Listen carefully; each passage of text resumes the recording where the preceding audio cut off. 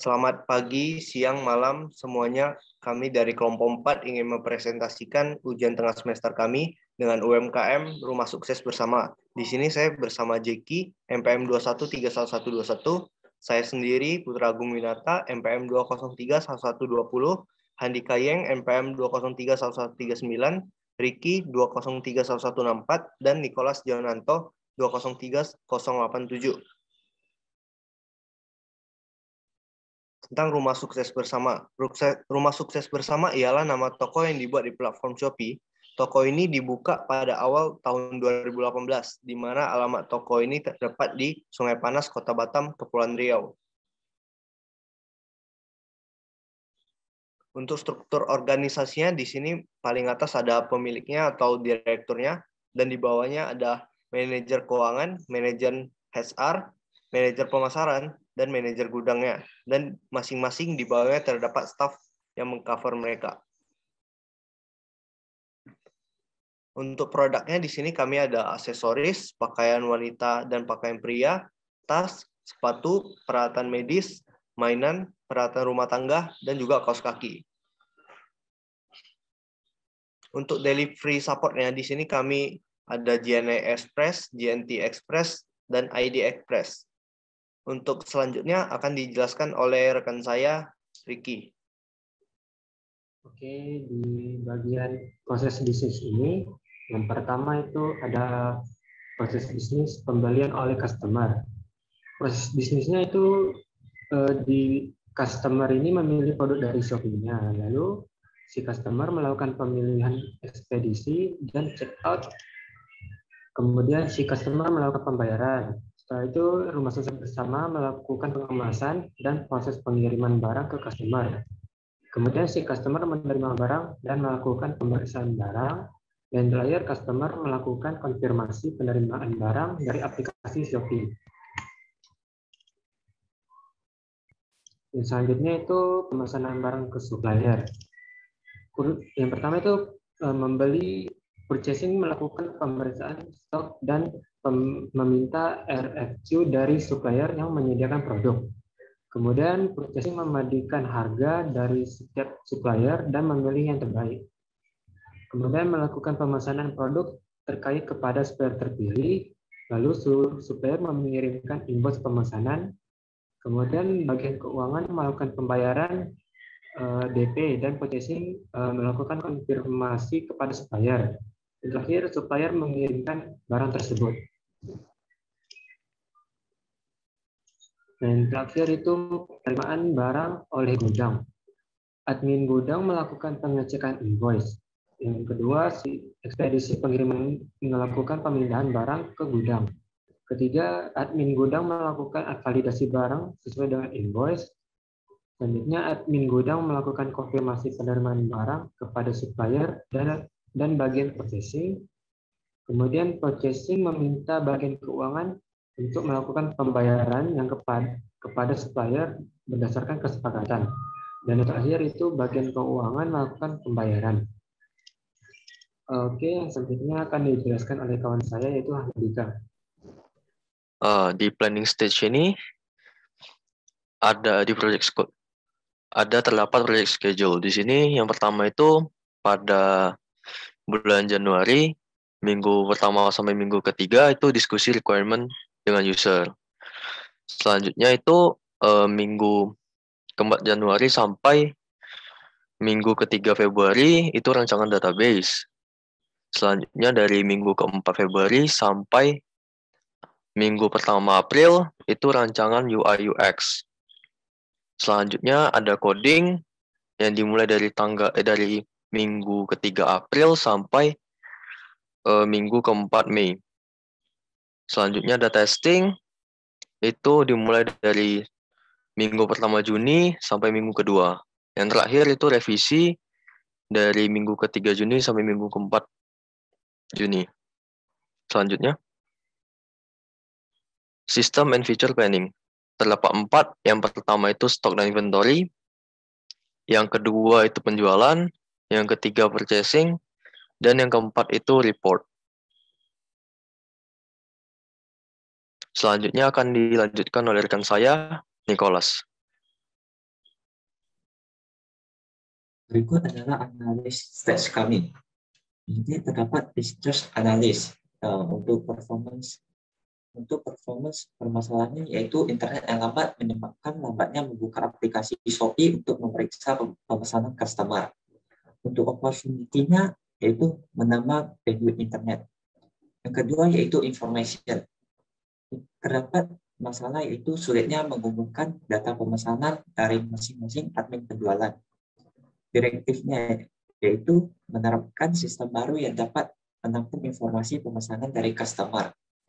Untuk economics-nya, permasalahannya ada pada sulitnya melakukan perhitungan ongkos kirim dari supplier ke gudang berdasarkan volume dan mata uang. Untuk opportunity-nya yaitu menambahkan fitur perhitungan ongkos kirim berdasarkan volume dan mata uang secara otomatis. Ini dapat diakses oleh level user. Untuk opportunity-nya yaitu melakukan pembatasan hak akses pada user. Efisiensi permasalahannya itu banyaknya jumlah file yang disimpan yang berisikan informasi yang sama pada setiap admin penjualan. Untuk direktifnya yaitu membuat aplikasi yang membantu proses rekap data penjualan maupun pembelian.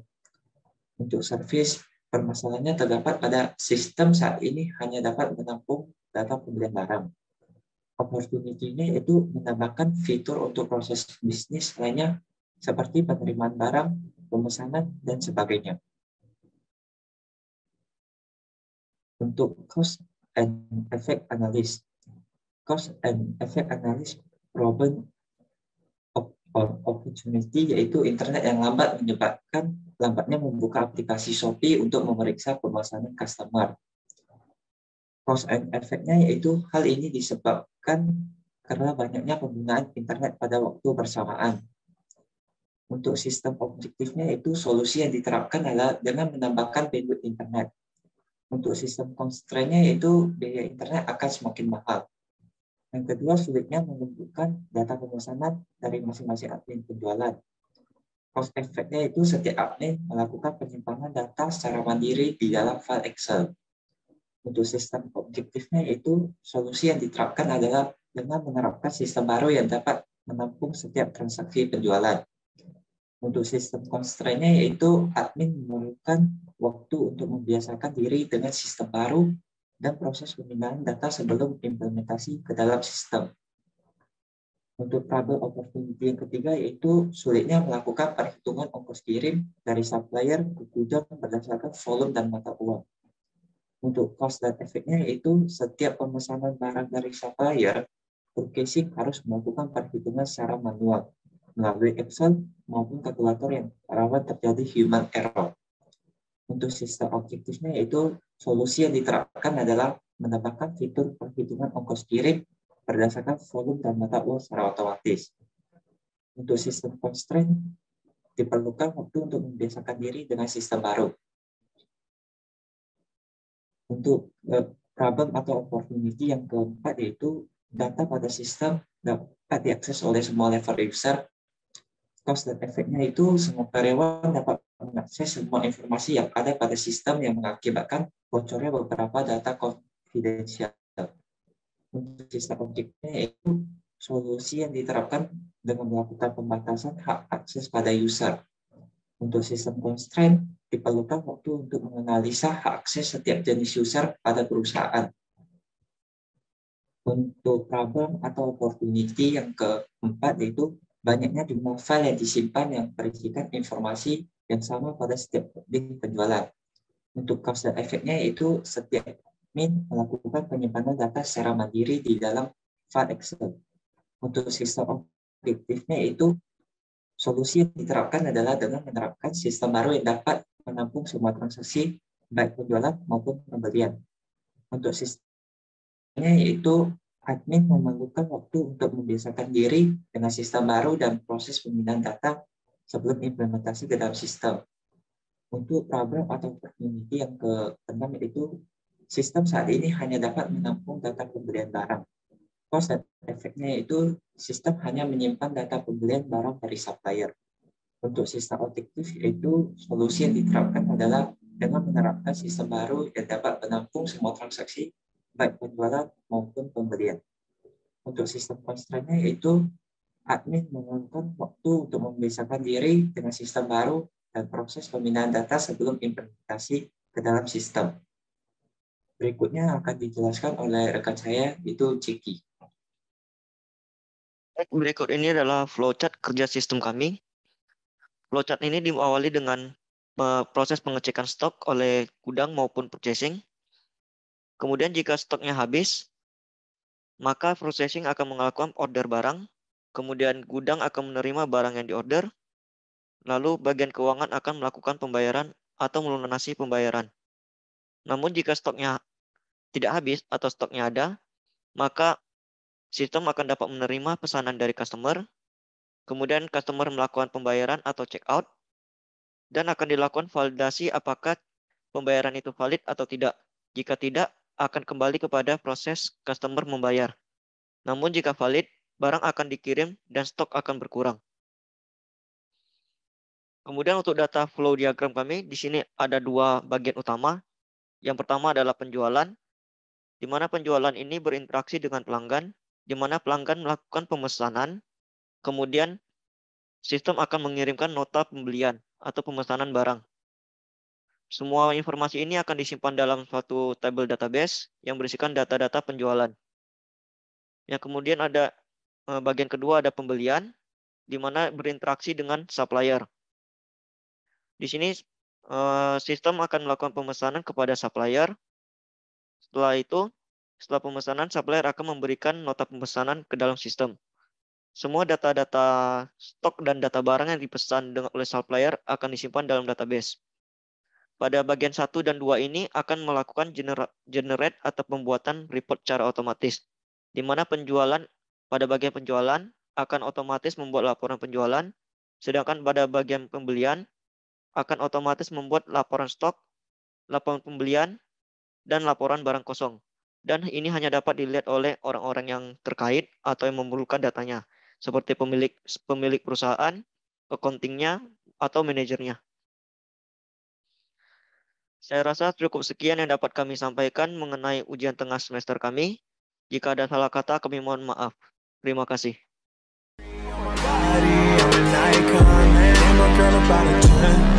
I should fuck her in the Benz.